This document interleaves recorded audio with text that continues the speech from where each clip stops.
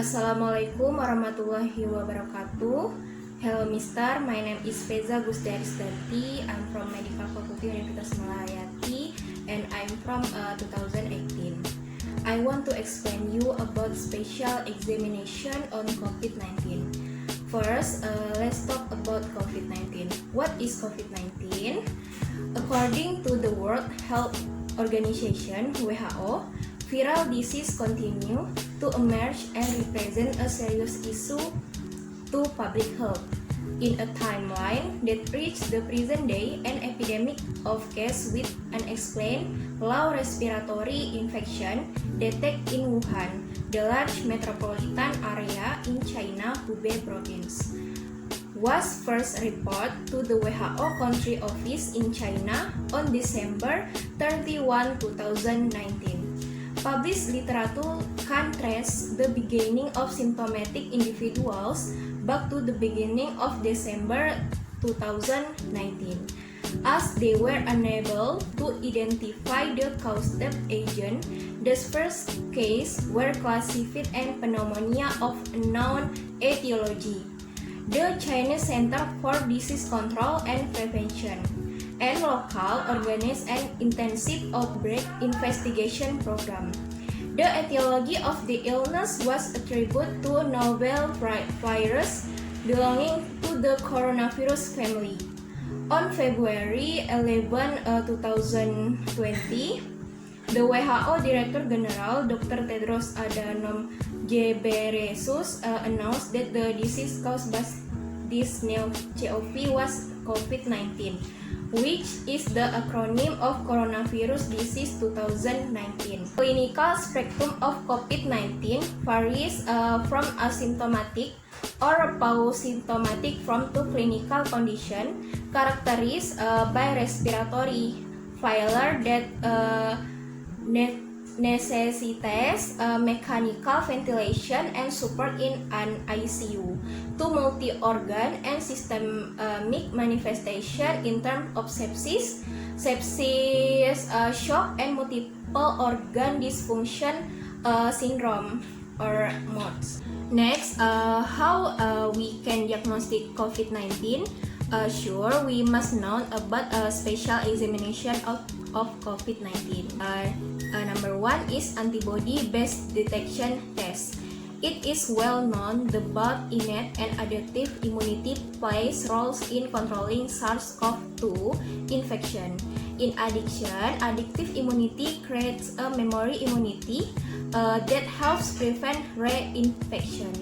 One of the components of adaptive immunity is humoral or B-cell or antibody-mediated immunity, which is important in the clearance of the virus and the prevention of reinfection through the memory immune response. The B-cell immune reinfection through the memory immune response. The B-cell immune response elicits a virus-specific antibody response, including IgM, IgG, IgA, and neutralizing IgG antibody. In the days after SARS-CoV-2 infection, in most COVID-19 patients, antibody appear 7 to 14 days after infection and persist for weeks after virus clearance. Antibody detection by rapid point of care testing or rapid test. The difficulty in controlling the spread of COVID-19 stems from the fact that some patients, especially those with high virus load, can transmit the virus to others despite being asymptomatic. Therefore, urgent and rapid tests are needed to solve this problem. Lee et al. Study the development of a rapid and simple point-of-care lateral flow immunoassay that can simultaneously detect IgM and IgG antibody against SARS-CoV-2 in human body within 15 minutes.